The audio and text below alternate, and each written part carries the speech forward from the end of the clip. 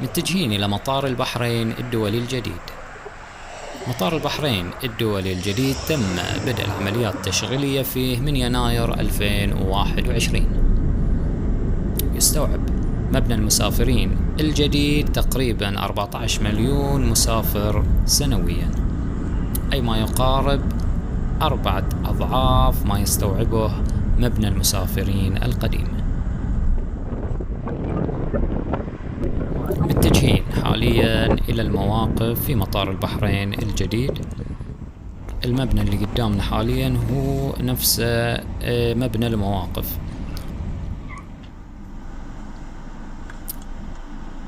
راح نضغط على الزر، راح نستلم في هذه الأثناء هذه القطعة اللي تبين قدامنا، وهذه القطعة لازم نحتفظ فيها لأن بتتم عملية الدفع من خلالها.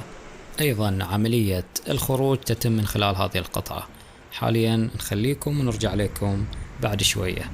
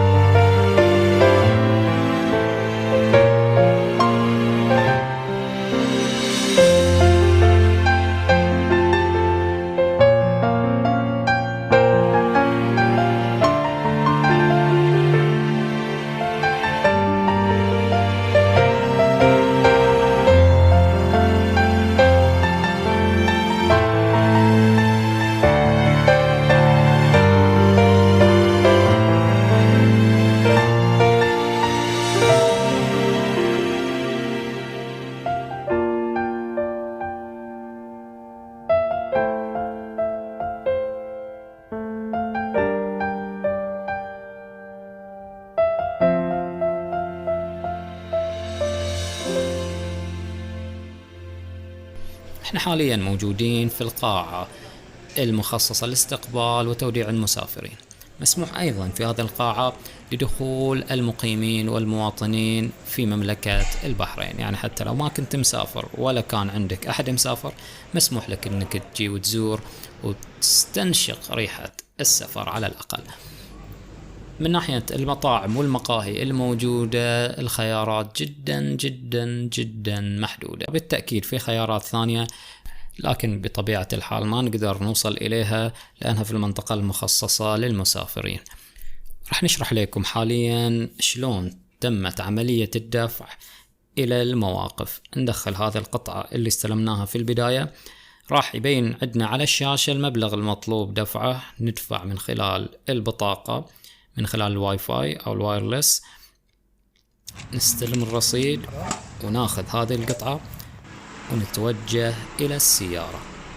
المبلغ اللي صار علينا احنا تقريبا دينار واحد بالسعودي 10 ريال، وهذا المبلغ كان إلى مدة تقريبا ساعة أو أقل من الساعة، أكثر من الساعة طبعا راح يختلف المبلغ.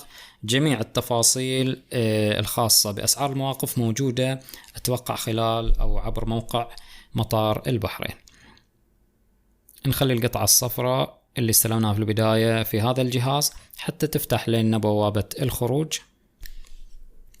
تفاصيل أكثر موجودة خلال الموقع الإلكتروني الخاص بمطار البحرين، قائمة بالمحلات والمطاعم والمقاهي والخدمات الموجودة في مطار البحرين الدولي، وأيضا يحدد لك القسم الموجود فيه كل محل.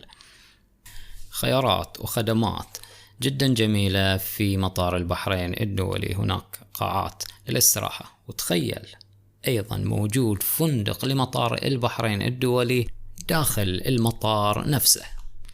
الله يرزقنا السفر وإياكم، خصوصا الأراضي والأماكن المقدسة واللي تعطينا روحانية وترفع من معنوياتنا بشكل كبير. إذا أعجبك الفيديو اضرب لايك حتى يتم اقتراح هذا الفيديو لأكثر عدد ممكن من الجمهور، ولا تنسى الاشتراك بالقناة. نستودعكم الله.